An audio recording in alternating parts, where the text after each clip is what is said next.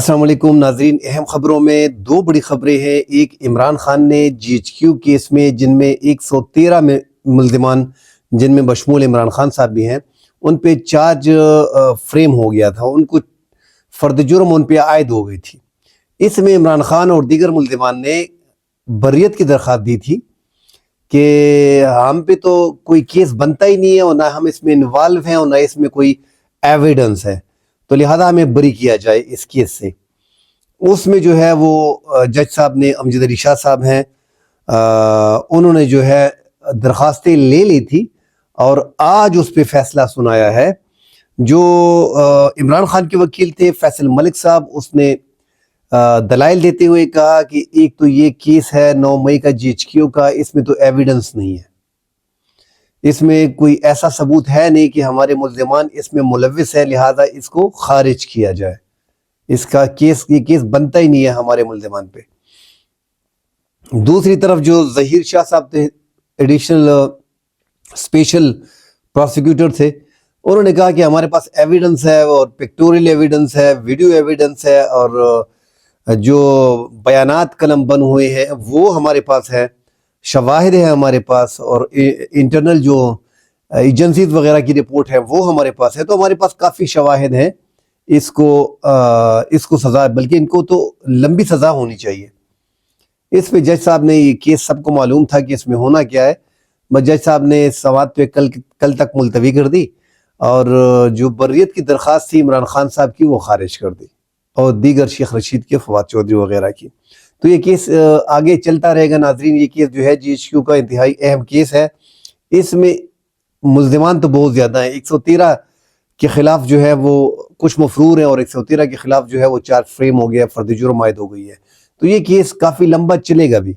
کیونکہ ملزمان اس میں زیادہ ہیں،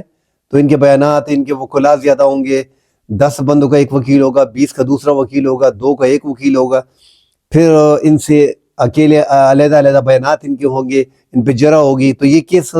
ذرا لمبا چلنے والا ہے۔ عمران خان اور دیگر کی بریت کی درخواست مسترد کر دی گئی ہے، جو لگ رہا تھا کہ بریت کی درخواست کو ہے مسترد کر دیا جائے گا۔ دوسرا جو ناظرین اہم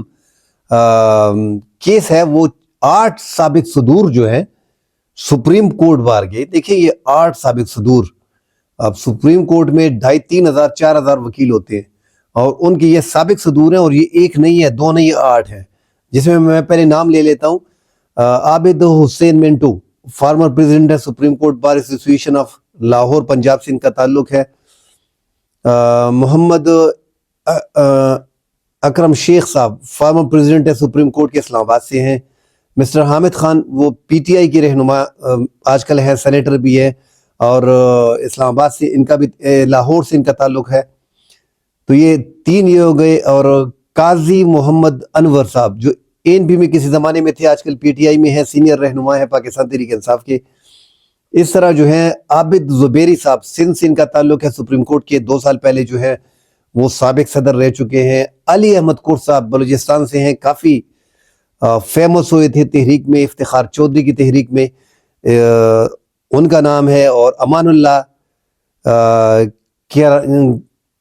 کنرانی بلوچستان سے ان کا بھی تعلق ہے، یہ بھی سپریم کورٹ کے صدر رہ چکے ہیں۔ ان 8 صدور نے، اس سے پہلے ایک سابق چیف جسٹس نے، اب یہ 8 صدور نے سپریم کورٹ سے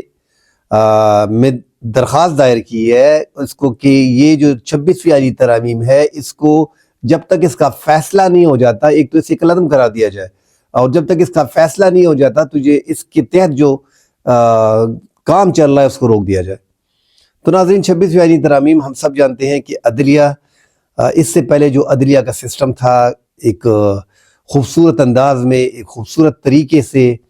موسٹ سینئر ججز کا پتہ ہونا،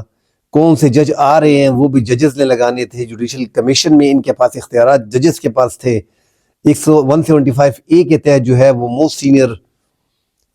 جج نے جو ہے وہ چیف جسٹس بننا تھا، جس طرح قاضی فائد عیسیٰ کا نمبر، قاضی فائد عیسیٰ کے بعد جسٹس منصور علی شاہ صاحب کا نمبر تھا، اس کے بعد جسٹس امین الدین، جسٹس منیب اختر کا تھا، اس کے بعد جسٹس یحییٰ آفریدی کا تھا، پھر جسٹس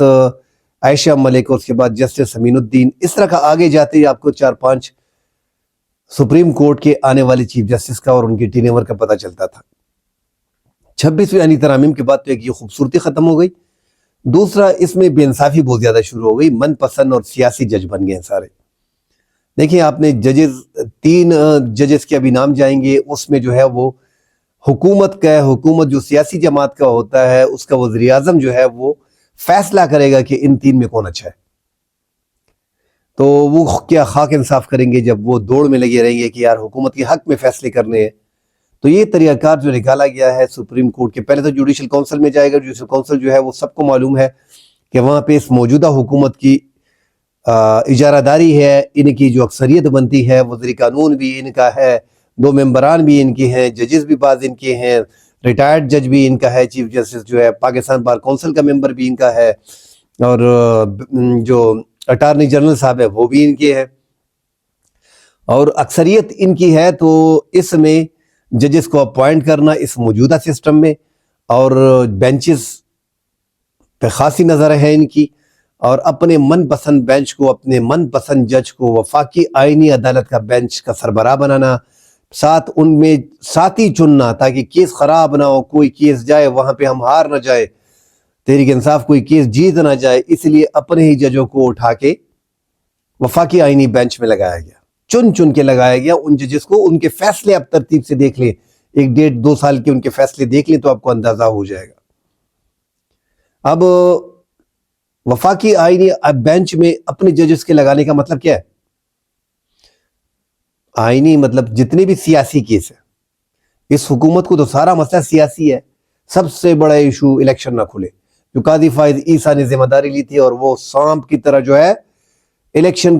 پہ بیٹھ گیا تھا، کسی بھی طور پہ اس نے الیکشن کو اوپن نہیں کرنا تھا۔ وہ مجھے پنڈی کا کمشنر یاد آ گیا، میں نے کہا یار یہ قاضی صاحب پہ بلا وجہ الزام لگا رہا ہے، مگر مبینہ طور پہ انہوں نے جو الزام لگایا تھا قاضی فائز عیسیٰ پہ اور چیف الیکشن کمشنر پہ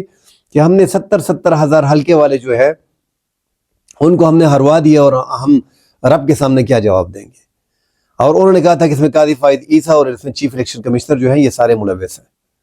قاضی فائز عیسیٰ، ہمیں ایسا لگ رہا تھا کہ قاضی فائز عیسیٰ ان کو بلائیں گے اور ان سے باقاعدہ تفتیش کریں گے، ان کو کھڑا کریں گے اور لائیو سماعت جو ہے وہ لوگوں کو دکھائیں گے، مگر قاضی فائز عیسیٰ نے اس کا پوچھا بھی نہیں، اور 1.25 سال تک جس طرح کے پاکستان میں الیکشن ہوئے ان کو ڈیفینڈ کرتے رہے، اور الیکشن کمیشن کے خلاف ایک بھی بات برداشت نہیں کرتے تھے، اور جتنے بھی الیکشن ٹریبیونلز سے ان پہ بھی سانپ کی طرح بیٹھ گئے تھے۔ مطلب جو آرڈیننس کے ذریعے ریٹائرڈ ججوں کا پنجاب حکومت، وفاقی حکومت، الیکشن کمیشن نے ایک پلان بنا کے آگے کیا، قاضی فائز عیسیٰ نے اسی کو آگے کیا، اور ریٹائرڈ جج جو ہیں وہ آج کل جو ہے وہ سماعتیں کر رہے ہیں۔ 11 سیٹیں لاہور کی بڑی اہم تھی، جو ان کا گھڑ سمجھا جاتا تھا، 11 کے 11 یہ ہار گئے، فارم 47 پہ مبینہ طور پہ ان کے ٹریبیونلز بھی 4 کے 4 جو ہے وہ ریٹائرڈ ہیں، اور ساتھ جو ہیں وہ 4 اپنے مرضی کے ججز ہیں جو قاضی فائز عیسیٰ نے فراہم کیا ہے۔ اس سے پہلے جب لاہور ہائی کورٹ میں جسٹس ملک شہزاد صاحب تھے جن کو زبردستی سپریم کورٹ لایا گیا، وجہ یہی تھی کہ وہ ٹریبیونل جو 8 بنائے تھے، 8 ججز لگائے تھے، وہ بالکل ایسے تھے کہ انہوں نے طارق جہانگیری کی طرح، جس طرح جسٹس طارق جہانگیری اسلام آباد ہائی کورٹ کے تھے، اسلام آباد کے 3 حلقے کہ میں اس کا فرانزک کرائے گا، مجھے ایفیڈیوٹ جمع کرا دیں، اور فارم 45 اگر غلط ثابت ہو تو آپ جیل جائیں گے، سارے بھاگ گئے۔ اسی طرح کا کہ انہوں نے ملک شہزاد صاحب نے جو ہے وہ 8 ججز لگائے تھے الیکشن ٹریبیونلز کے لیے، اس پہ الیکشن کمیشن اور حکومت جو ہے وہ اڑ گئی اور قاضی صاحب کے پاس گئے، قاضی صاحب نے انہی کی مانی اور ایک طریقہ نکالا، جسٹس ملک شہزاد صاحب کو سپریم کورٹ جلدی لے کے آئے، ان کے خلاف پاکستان بار کونسل نے مظاہرے کیے۔ کیا بے ایمانی اس ٹائم پہ پڑ گئی تھی، پورا پاکستان دیکھ رہا تھا۔ اور تیسری نمبر کے جج جسٹس عالیہ نیلم کو اٹھایا گیا اور ان کو جج بنایا گیا، وہی فارمولہ بھی اڈاپٹ کیا یہاں سینٹر میں بھی لے کے آئے، خیر وہ تو اس سے پہلے تھا۔ اور پھر قاضی صاحب کے پاس آئے تو الیکشن ٹریبیونلز کی من مرضی کا chief justice Lahore high court کے ساتھ بیٹھ کے الیکشن ٹریبیونلز بنائے، جس میں 4 ریٹائرڈ جج آ گئے اور 4 سیٹنگ جج آ گئے، اور وہ آج کل سماعتیں کر رہے ہیں۔ اس طرح 26ویں یعنی ترامیم ہم نے دیکھی ہے کہ قاضی صاحب نے کس طرح سہولت کاری حکومت کو فراہم کی، پورے پاکستان نے وہ بھی دیکھا کہ 63A کا کیس جو ہے وہ 2 سال کی نظرثانی سے پڑا ہوا تھا۔ قاضی صاحب نے جاتے ہے حکومت کو سہولت کاری فراہم کرتے ہوئے کہ حکومت نے اشارہ دے دیا تھا کہ یار چل نا یار، ہمارے پاس بندے کم ہیں، تحریک انصاف کے 5 بندے چاہیے، 2 اختر مینگل کے چاہیے، کہ طریقہ کرنا. قائی صاحب نے اس کی سماعت کے لیے، پھر قائی صاحب نے بھی ہاتھ کھڑے کر دیے کہ یار پریکٹس اینڈ پروسیجر کمیٹی میں مجھے بٹھاؤ نا. مجھے جو بٹھائے گئے، آپ نے بٹھایا ہوا ہے تو 2 سینئر جج آپ نے رکھے ہوئے ہیں، اس کو پہلے چینج کرو. کیسے کروں؟ صدارتی آرڈیننس آ جاتا ہے بھائی پریکٹس اینڈ پروسیجر کمیٹی پہ، اور جسٹس منیب اختر صاحب کو سائڈ پہ کر دیا جاتا ہے. اس کو پتہ ہے کہ سینئر جج جو ہے جسٹس منصور علی شاہ صاحب وہ رکھنا ڈالیں گے اور وہ بھی نہیں آئیں گے. وہ بھی نہیں آئے. جسٹس امین الدین کو جو آج کل 26ویں آئینی ترامیم کے تحت آئینی بینچ کا سربراہ ہے، ان کو اٹھا کے بٹھا دیا گیا. ان دونوں کمیٹی نے، پریکٹس اینڈ پروسیجر کمیٹی نے 5 رکنی ہم خیال بینچ بنا کے جو 63A ہے اس کو منظور کر لیا، تاکہ تحریک انصاف کے لوگوں کو اٹھایا جا سکے، مارا جا سکے، پیٹا جا سکے، اغوا کیا جا سکے، ان کا ووٹ خریدا جا سکے یا ضمیر ان کا جگایا جا سکے. اس سے پہلے 63A میں سب کو معلوم ہے کہ اس میں یہ تھا کہ آپ ووٹ ڈالیں گے، آپ کا ووٹ ایکسیپٹ نہیں ہوگا اور آپ نااہل ہو جائیں گے. اب یہاں پہ آپ کی نااہلی تو ہوگی، مگر آپ پارلیمانی پارٹی کے خلاف ووٹ دیتے تو کوئی ایشو نہیں. تحریک انصاف کے 5 ممبران نے ووٹ دے دیا قومی اسمبلی میں، اور 2 سینیٹر اختر مینگل صاحب کے، انہوں نے ووٹ کر دیا اور 26ویں آئینی ترامیم جو ہے وہ پاس ہو گئی. اس سے پہلے بھی قائی صاحب نے ایک اٹیمپٹ کیا تھا. تحریک انصاف کے 3 ممبران جو ٹریبیونلز میں ان کی کیس جانے چاہیے تھے، سیدھا ان کو مسلم لیگ نون کی جھولی میں ڈال دیا کہ لو یہ آپ جانے سے پہلے آپ اضافی 3 یہ لے لو، 5 ادھر سے آ جائیں گے، 2 وہ ہو جائیں گے. پوری کیلکولیشن کے ساتھ 26ویں آئینی ترامیم کو جو ہے وہ پاس کیا گیا. ایون کہ مولانا فضل الرحمان صاحب جو ہے اگر وہ شامل بھی نہ ہوتے، اس سے علیحدہ بھی انہوں نے تحریک انصاف کا ایک گروپ بنا کے، کیونکہ 63A تو ہٹ گیا تھا نا، اتنا مشکل تو نہیں تھا. تو پاکستان کے پورے سسٹم میں ہم نے دیکھا کہ 26ویں آئینی ترامیم نے کس طرح عدلیہ کا تختہ بٹھا دیا. عدلیہ مکمل طور پہ ایسی ہو گئی ہے پاکستان کی، میں کیا بتاؤں. اللہ خیر کرے. ہم تو 131 129 132 نمبر پہ بڑے پریشان تھے. ابھی تو یہ نمبر پتہ نہیں کس نمبر پہ چلا گیا. 199 ممالک میں پتہ نہیں کس نمبر پہ ہوں گے. جس طرح ہماری جی ڈی پی جا رہی ہے، جس طرح ہمارے دیگر ادارے جا رہے ہیں لاسز میں، جس طرح ہماری عدلیہ جا رہی ہے، ملک کا کوئی بھی ادارہ جو ہے وہ سٹیبل دکھائی نہیں دے رہا. تمام تر ادارے جو ہیں وہ ملک کا نقصان کر رہے ہیں، اور جو ادارے ہیں، جو کمرشل ادارے ہیں، وہ بھی نقصان کر رہے ہیں، اور جو اپنے ادارے ہیں وہ اپنے عوام سے دور ہوتے جا رہے ہیں. 26ویں آئینی ترامیم جو ہے اس نے عدلیہ کو مکمل طور پہ ایک سائڈ پہ کر دیا ہے. وکلا بھی تقسیم ہے. یار آپ وکلاؤں کو پلاٹ دیں گے، بڑے بڑے ان کے فنڈ دیں گے، آپ اپنے ہر وکلاؤں کے لیے سوسائٹی ڈیچے وغیرہ میں بھی آ گئے ہیں، ان کے ٹھیکے وغیرہ میں. کیا بتاؤں یار، اب ایسے میں کیسے وہ سپورٹ کر سکتے ہیں یار؟ وہ تو سٹرانگ گروپ ہوتا ہے نا. اب صحافیوں کا بھی یہی حال ہے. تو 26ویں آئینی ترامیم عدلیہ کے ساتھ کھلواڑ کیا گیا ہے، اور مجھے لگ رہا ہے کہ جب تک یہ حکومت ہوگی تو 26ویں آئینی ترامیم اب ہونا تو یہی ہے کہ اپوزیشن کہتی ہے کہ ہم 2/3 اکثریت لے لیں گے اور ہم ہٹا دیں گے آگے جا کے 3/3 سے، اور یہ کر لیں گے. بھائی ایک بار ایک سسٹم بن گیا نا تو ان کو اچھا لگ رہا ہے، پھر آپ کو بھی اچھا لگے گا. اپنی من مرضی کے جج لینا سب کو اچھا لگتا ہے کہ اپنی مرضی کا چیف جسٹس لے آؤں، اپنی مرضی کا بینچ بنا دوں، اپنی مرضی کا انٹرویو لوں، اپنی مرضی کے جج سلیکٹ کروں، پھر سب کو اچھا لگتا ہے.